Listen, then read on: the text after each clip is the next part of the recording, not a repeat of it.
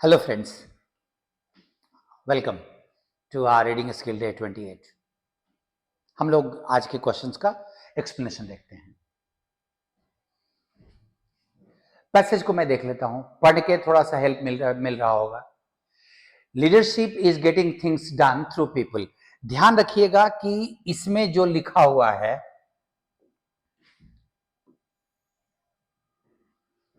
इन चीजों को थोड़ा दिमाग में रखना होता है। लोगों के से काम करवाना। Leadership is required because someone has to point the way and that same person has to ensure, उसको डायरेक्शन बताना होगा, इसीलिए जरूरी है। और उसी व्यक्ति को इंश्योर करना होगा that everyone concern gets there, कि सब लोग उसी तरफ बढ़े, वहां पहुंचे। The most familiar saying about leadership is that leaders are born not made, कि वो जन्मजात होते हैं, बनते नहीं हैं। लाइक ऑल क्लिशेस, क्लिशेस का मतलब होता है घिसी पीटी बातें जिसको हम बहुत दिनों से सुनते आ रहे हैं। सारे क्लिशेस की तरह there is some truth in it, इसमें भी कुछ सच्चाई है इस स्टेटमेंट में। Although it can not be taken literally, लेकिन हम इसको लिटरली नहीं ले सकते। मतलब कहने का, इसको जरा इंटरेस्टिंग, कि सारे लीडर जन्मजात होते हैं, इसको हम लिटरली नहीं ले सकते, बनते भी होंगे लोग। There are many successful leaders around who demonstrated their abilities at an early age. बहुत सारे लीडर्स हैं जिन्होंने अपने शुरुआती दिनों में एबिलिटी दिखाई। Have never looked back since. अब ये कॉमन एरर भी है, यहां पे हैव लगा है और यहां पे डेमोन्स्ट्रेटेड दूसरा वर्ब, तीसरा यहां है, तो तीन वर्ब हो गया, तो दो कंजंक्शन चाहिए था। कंजंक्शन तो एक ही है ना, और यहां पे हम हैव को चेंज नहीं कर सकते, इसीलिए एंड लगाना पड़ेगा। उसके बाद उन्होंने कभी पलट के नहीं देखा। दे हैव नेचुरल टैलेंट, प्राकृतिक रूप से होता है। And although they may not have actually been born with them, हो सकता है कि वो उसके साथ जन्म नहीं लिया हो उस टैलेंट के साथ। These talents have been fostered by their upbringing, उनके लालन पालन से, experiences at school, university और in the armed forces, यहां उनके पालन पोषण से वो चीजें बढ़ी हैं। Their charisma, ये एक वर्ड है, इसको बोलते हैं मैग्नेटिज्म इन पर्सनालिटी, पर्सनालिटी का आकर्षक गुण। Inspirational qualities in the ways of handling people combine to produce a person, ये सब चीजें मिलती हैं और एक ऐसा व्यक्ति बनता है about home everyone says he is a natural leader, जिसके बारे में लोग बोलते हैं कि वो एक नेचुरल, प्राकृतिक रूप से लीडर है। Effective leaders start with the same natural talent and then they really build them, उसी नेचुरल टैलेंट से वो शुरू करते हैं और उस पे वो बिल्ड अप, उसको और आगे बढ़ाते हैं। They are good at observing how to do it and how not to do it. They learn from their experience and they keep on learning. वो अपने अनुभव से सीखते हैं और सीखना जारी रखते हैं। नाउ क्लिशेस का जो सिनोनिम है वो ट्रूइज्म है। सेम बात, कोई ऐसी बात जिसको हम बहुत बार सुने हैं, बहुत दिनों से सुनते आ रहे हैं, क्लिशेज और ट्रूइज्म दोनों का मीनिंग सेम। चेस्टनट एक फल होता है ना। What is leadership? अब इसी को देखो, जो लोगों को डायरेक्शन दिखाए और लोगों की सहायता से उसको अचीव करे। ठीक है, next, why can it not always be said that leaders are born not made? क्यों नहीं कहा जा सकता कि लीडर्स सिर्फ जन्मजात होते हैं, वो बनते नहीं हैं? ठीक है, it can not be taken literally every time, इसको हम, क्योंकि यही ऑप्शन थोड़ा कंफ्यूजिंग है, हम इसको हर बार नहीं सही मान सकते हैं। Leaders are not always born with leadership qualities, हमेशा वो इस क्वालिटी के साथ नहीं जन्म लेते। Many have been fostered by their upbringing and environment, environment और अपब्रिंगिंग उनको देखभाल करके उनको बढ़ाती है। The saying loses importance in many situations, ये तो कंफर्म गलत हो गया। अब इन तीनों में से एक चुनना है, ये अपने आप में थोड़ा सा मुश्किल हो गया है। और क्वेश्चन क्या पूछ रहा है कि हम क्यों नहीं कह सकते, ये उसका एक्सप्लेनेशन नहीं हो सकता कि इसको लिटरली नहीं ले सकते। यही हो सकता है कि वो उनमें नेचुरल एबिलिटी होती है, लेकिन वो हमेशा उसमें उसके साथ वो सारे लीडर्स उसी से जन्म लेते हैं, ऐसा नहीं कहा जा सकता। ग्रामेटिकल एरर आपका है तो वो तो सी ही है ना, सी में हैव के पहले एंड लगाना था। एंड 5 नंबर में राइटर का टोन कैसा था। नैरेटिव मतलब हम चीजों को डिस्क्राइब कर रहे हैं, एनालाइज नहीं कर रहे हैं। साइकोलॉजिकल, हम किसी के साइकोलॉजी की बात कर रहे हैं। आर्गुमेंटेटिव, हम अपनी बात को प्रूव करने के लिए आर्गुमेंट दे रहे हैं। और एनालिटिकल, जब हम सिचुएशंस को एनालाइज करते हैं। तो नेचुरली ये टॉपिक एनालिटिकल था। अब आप क्वेश्चन को देखिए, मैंने इसमें एक जोड़ा है क्रिटिकल रीजनिंग का। आप में से कुछ लोगों का डिमांड था कि क्रिटिकल रीजनिंग का भी एक क्वेश्चन जोड़ दीजिए। अब आप इसको देखिए, पहले क्रिटिकल रीजनिंग में करना क्या होता है कि पहले डायरेक्शन को समझ लेना होता है। डायरेक्शन क्या बोल रहा है, which of the following could proponents of the plan, इस प्लान के जो समर्थक हैं, ये वो plan appropriate cite as a piece of evidence, इसके जो समर्थक हैं, जो इस प्लान के बारे में जो हम लोग पढ़ेंगे भी, वो अपने एविडेंस के रूप में प्रस्तुत करते हैं।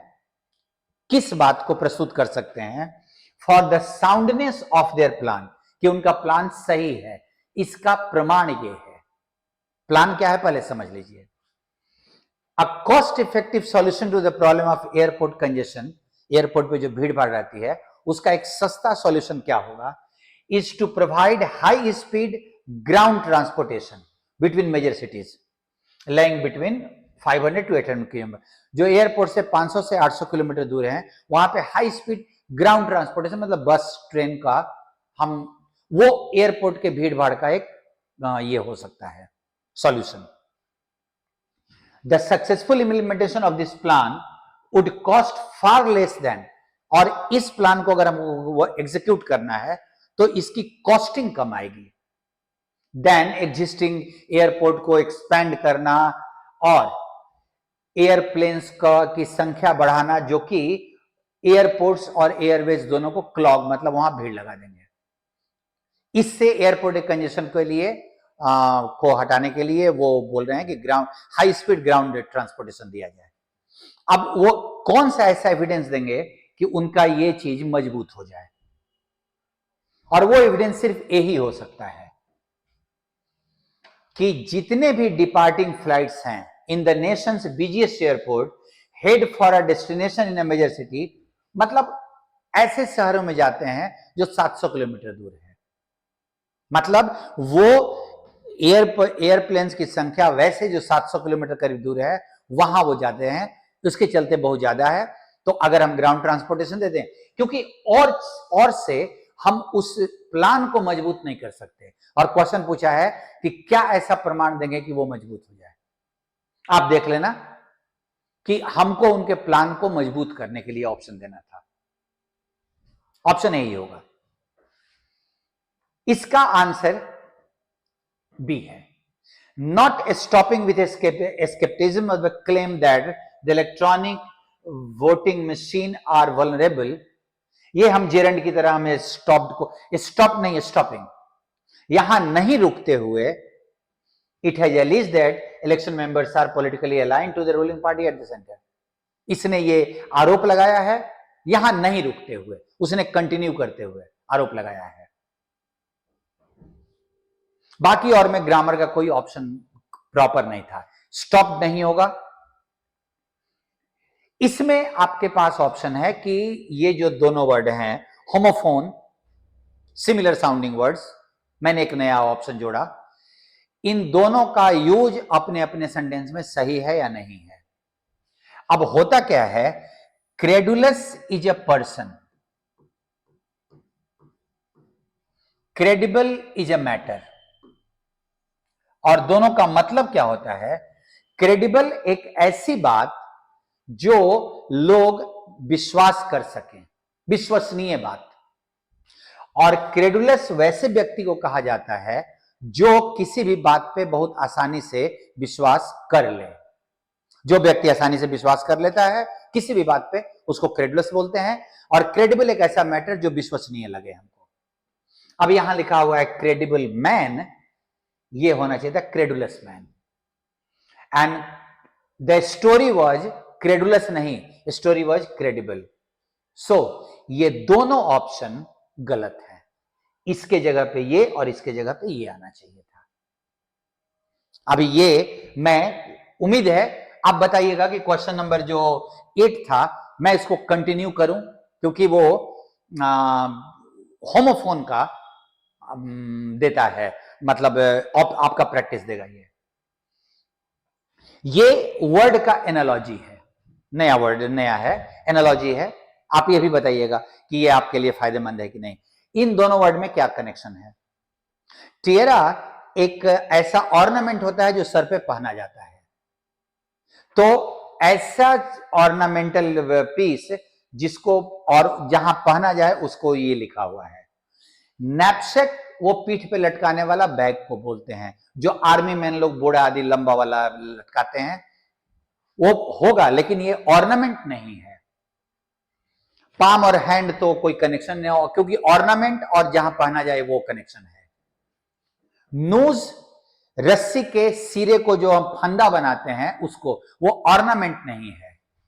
ये वर्ड, इसको हम लोग एक और स्पेलिंग इसका देते हैं, सॉरी,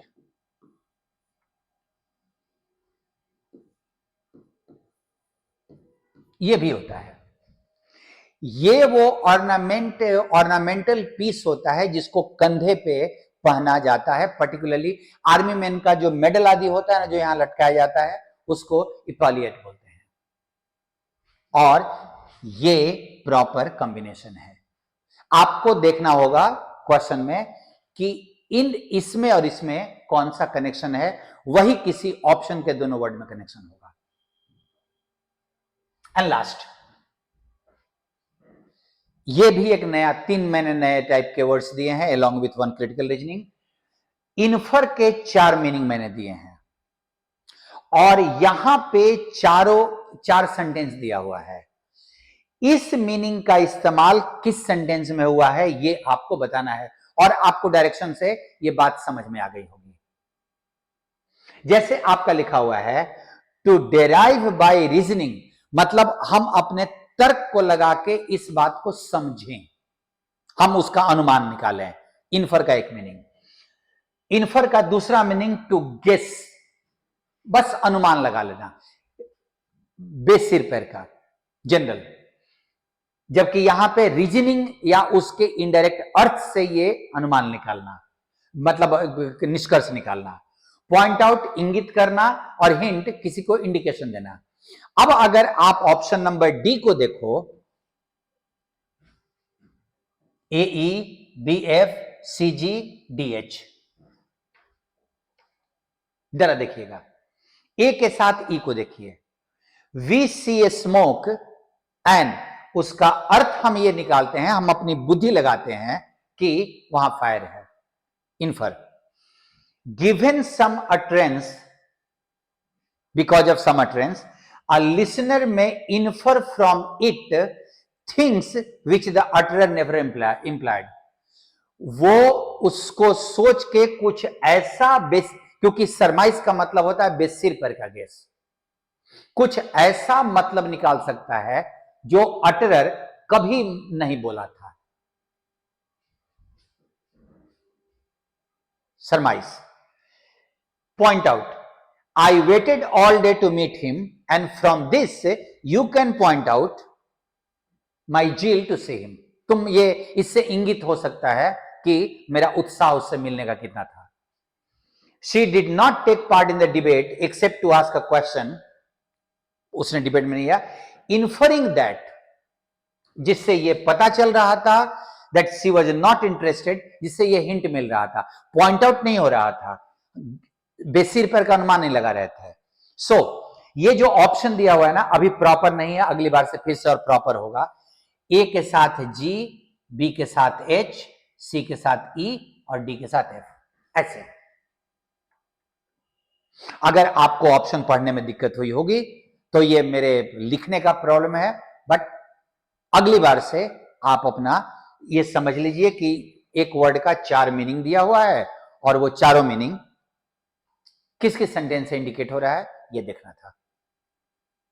चलिए, अगर ये अगले वाले में ऑप्शन में भी प्रॉपर नहीं हो तो आपको अप्रोच पता चल गया एंड अकॉर्डिंगली शब्द का आप अपना ऑप्शन अगर वैसा भी प्रॉपर नहीं हो तो भी आप उसको देख लीजिएगा। आई होप कि आपको क्वेश्चंस का न्यूनेस अच्छा लगा होगा। बताइएगा मेरे को जरूर अपने कमेंट्स के through. See you with the next reading skill practice. Thank you.